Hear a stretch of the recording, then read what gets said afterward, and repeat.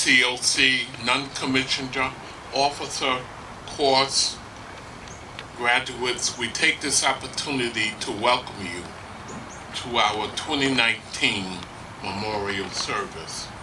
We welcome you because we must take the time to recognize those who stood with us in the past. Please help us to prepare with the presentation of the colors by the Hardaway High School Junior ROTC Honor Guard, which will be followed by the Hardaway High School Choir singing the Star Spangled Banner. Please rise. Forward, march, left, right, left. Cover removed, please. Color guard. March now, march. Color guard. Hold. Right, face. Breathe in. Arms.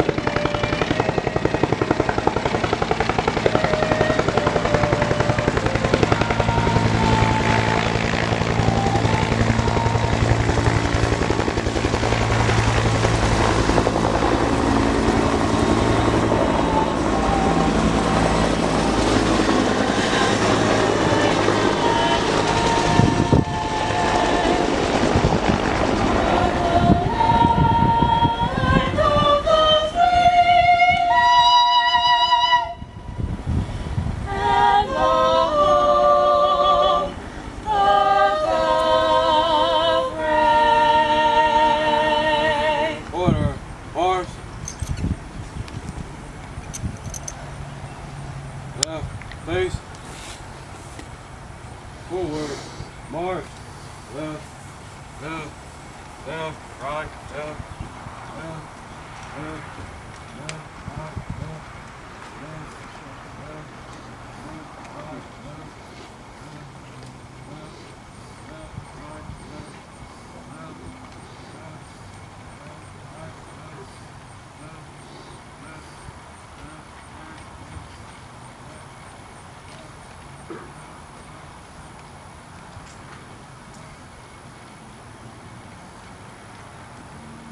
You may be seated.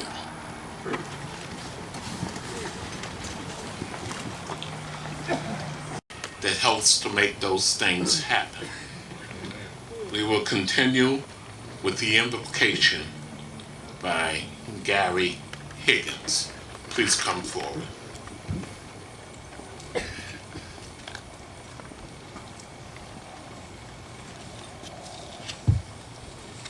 Thank you, Tony. Boy, I can still see that slick, hear that national anthem, salutes.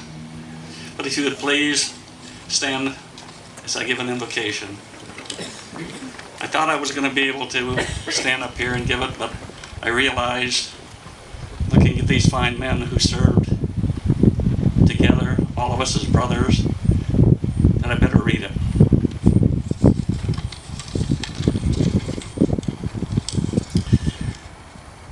Lord, as we gather here at the Non-Commissioned Officers Course Memorial, our hearts and minds are filled with memories of friends, comrades, and family whose lives were changed forever. We especially honor those who courageously fought in the battles of Vietnam in scorching heat, monsoons, and other various weather conditions. Nothing perfect, but we survived, those that are here. Let us never forget what happened many years ago. We give thanks for those brave men and their families who sacrifice so much for the freedoms we hold dear every day. Please comfort with us, Lord, the families of those POWs and MIAs presently missing. May we continue to honor them and all who serve. Be with all of our brothers and able to attend with us here in 2019, and that we will all meet again. We ask your blessings on us, our nation, and the world. Amen. Thank you.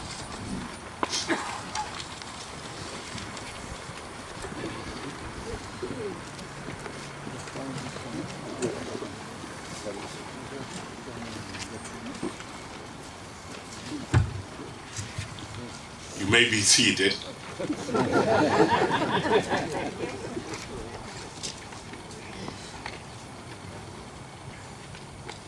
First, I want to thank all of those responsible for the opportunity to give remarks at this time. It's an awesome responsibility, and I want you to know that these words come from my mind and my heart, and they reflect upon all of you, you and I, each of you present. Thank you. To our 2019 NCO reunion organizers, Scott Guptill and Tony Dooley, and special prayers for Tony, who has challenges in these last few weeks. Active duty personnel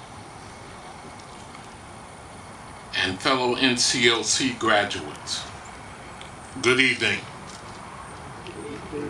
All right, we can give a stronger greeting than that. Good evening. All right, that's where we come from.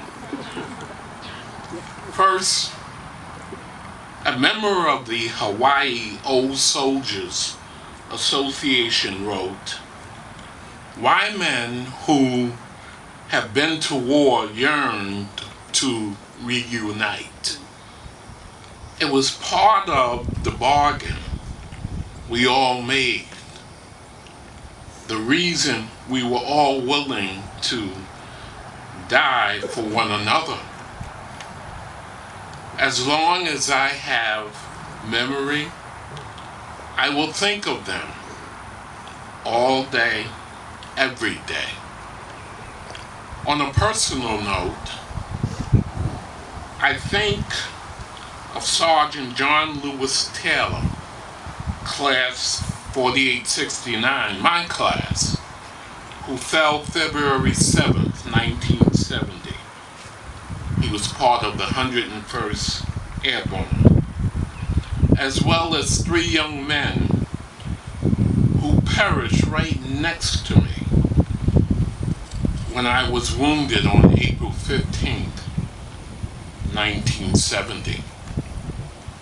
Second, General Hal Moore, who led troops in the Idrang Valley 54 years ago, and incidentally is interred not very far from here, spoke and wrote these words, and the writing of "We are soldiers still." "There is no such thing as closure for soldiers who survived the war. They have an obligation, a sacred duty, to remember those who fell in battle. Beside them all their days, and to bear witness to the insanity war is. For you and I, those faces will forever remain young and innocent in our hearts and minds." Third, General William C. Westmoreland, commander of troops in Vietnam, stated, "The last man in the world who should have been criticized was the American soldier. They should have criticized me." That's what General Westmoreland said. And then fourth, this NCOC memorial of granite with engraved names, the CIB chevrons, and the NCO standard are reminders to all of us of those who stood with us in the heat of the day, decades gone by. We come to remember their lives and the sacrifices they made. Each of you NCOC graduates are living memorials that add soul to the memorial of gray granite stone. Graduates, wives, partners, children, and friends also add to that congregation of living memorials that stand with us this evening to ensure we pause during these days of reunion for those peering down upon us.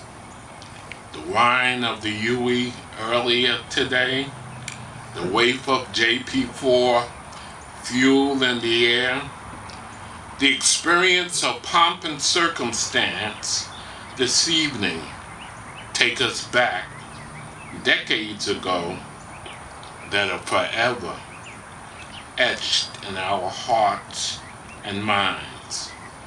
The faces of the young men who stood in the heat of battle and fell in conflict will remain with us until we cross the line of the living. Finally, Calvin Coolidge said, "The nation which forgets its defenders will be itself forgotten." Today, the NCOC reunion of 2019 salutes you. Thank you.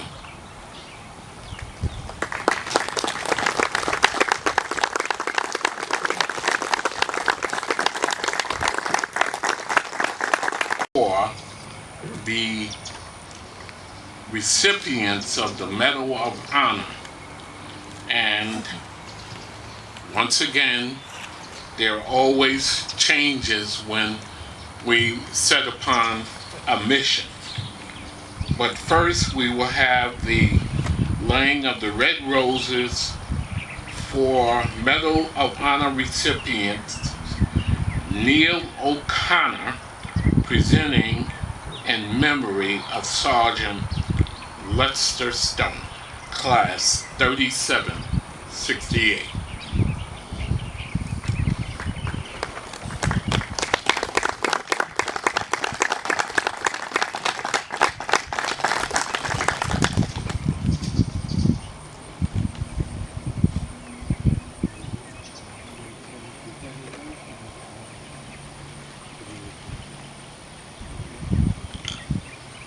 John Sharp, presenting in memory of Staff Sergeant Robert J. Pruden, Class 269.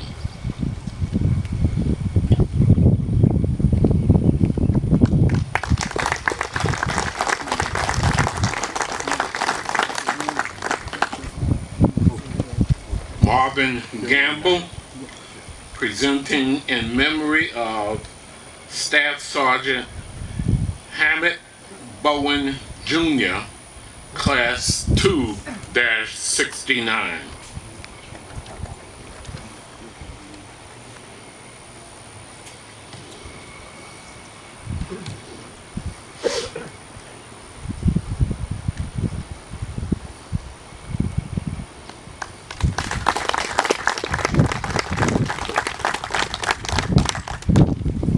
John Frederick, presenting in memory of Staff Sergeant Robert Murray, Class 3869.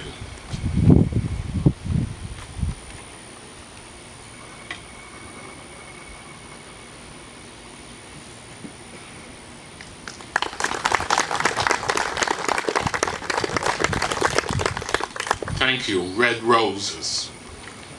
White roses will be presented for 5 graduates missing in action.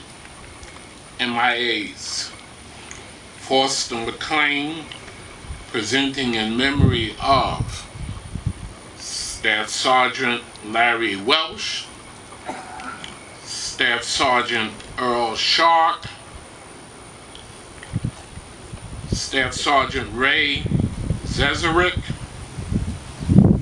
Staff Sergeant Gregorio Turan, and Staff Sergeant Deverton Cochrane.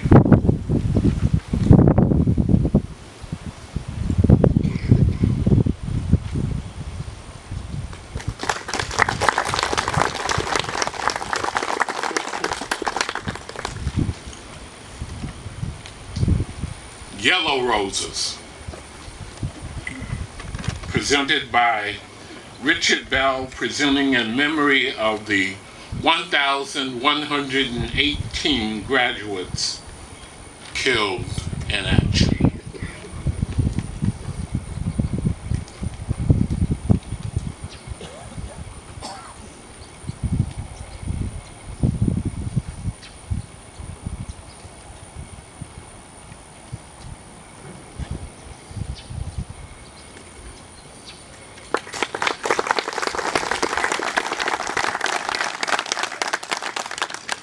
Thank you. Tribute to NCOC graduates by Lonnie Wise.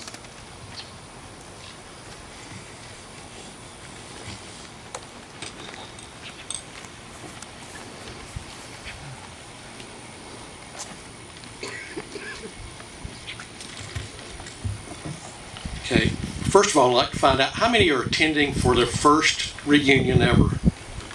Quite a few. Quite a few. We appreciate that and wish you a good time. And okay, you seasoned veterans, take care of the FNGs for me, okay?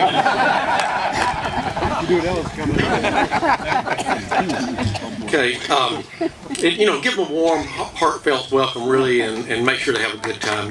Okay. The first reunion came about due to the efforts of Bud Russell. Where you at, Bud? Right there. In the year 2000, after he did a lot of research and everything, and he brought it forth. And the first one was kind of small, and it was a trying time. But then, starting in 2005, and for every 2 years since, we've had a reunion here. And to the efforts of Scott Guptill, Tony Dooley, and their wives Ellen and Mim, they've been big supports and kept this thing going over the years. And we really appreciate that. And make sure they know they are appreciated for what they do, because I guarantee you, I was involved in the first 3, I guess, and I know it's a lot of work, takes a lot of time.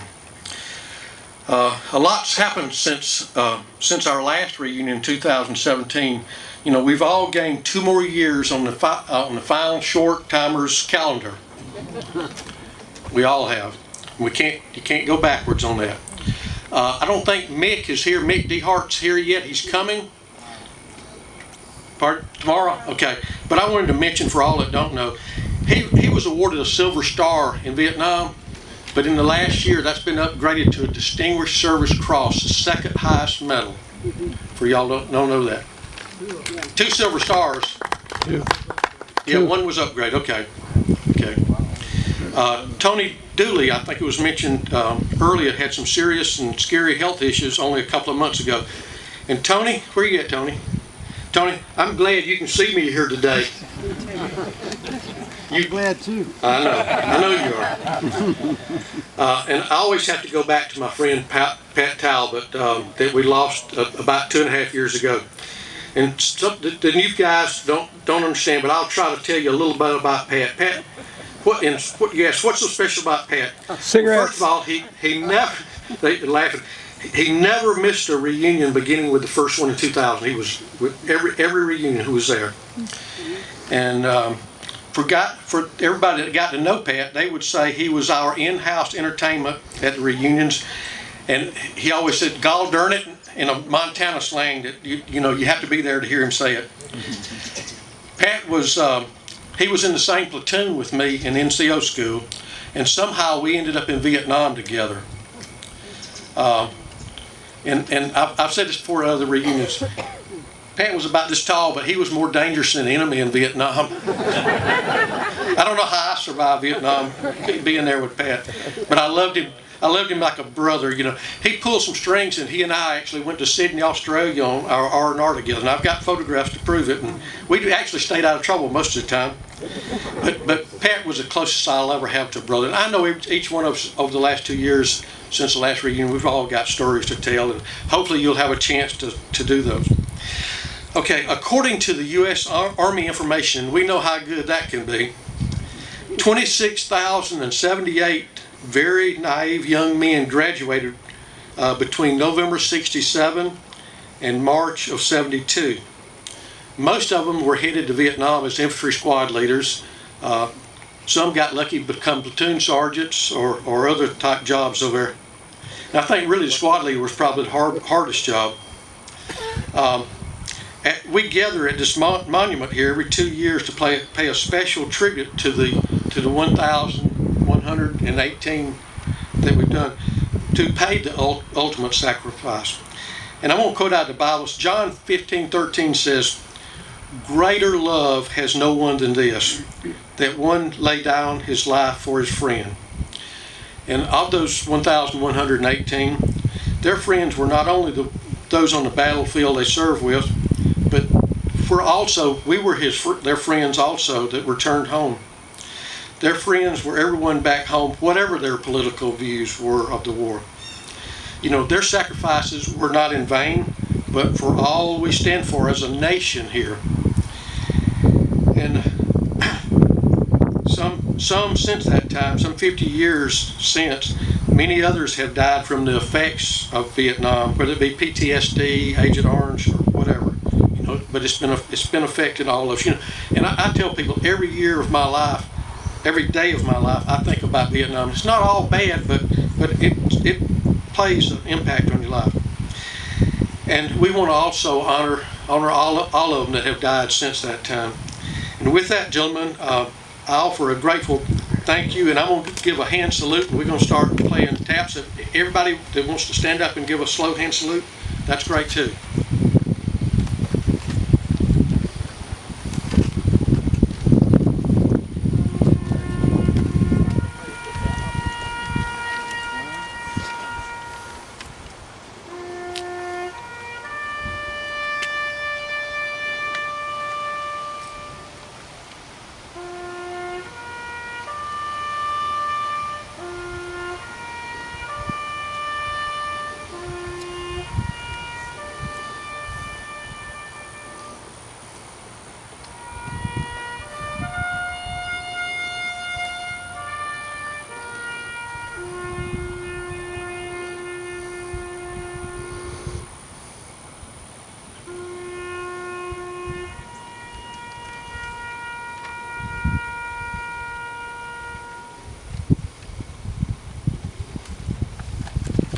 Thank you. Be seated, please.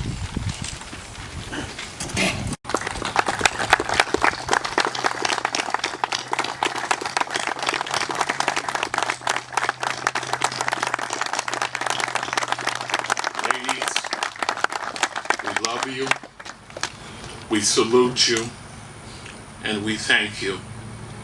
And we appreciate you being here with us. You may be seated. We will now observe a moment of silence.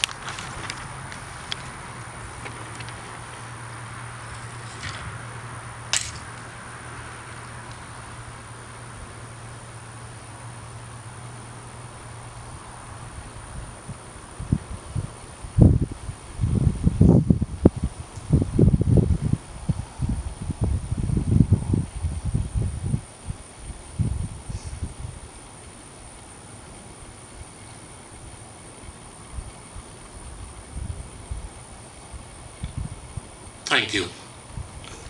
Ladies and gentlemen, this concludes our memorial service for NCOC Reunion 2019. Thank you.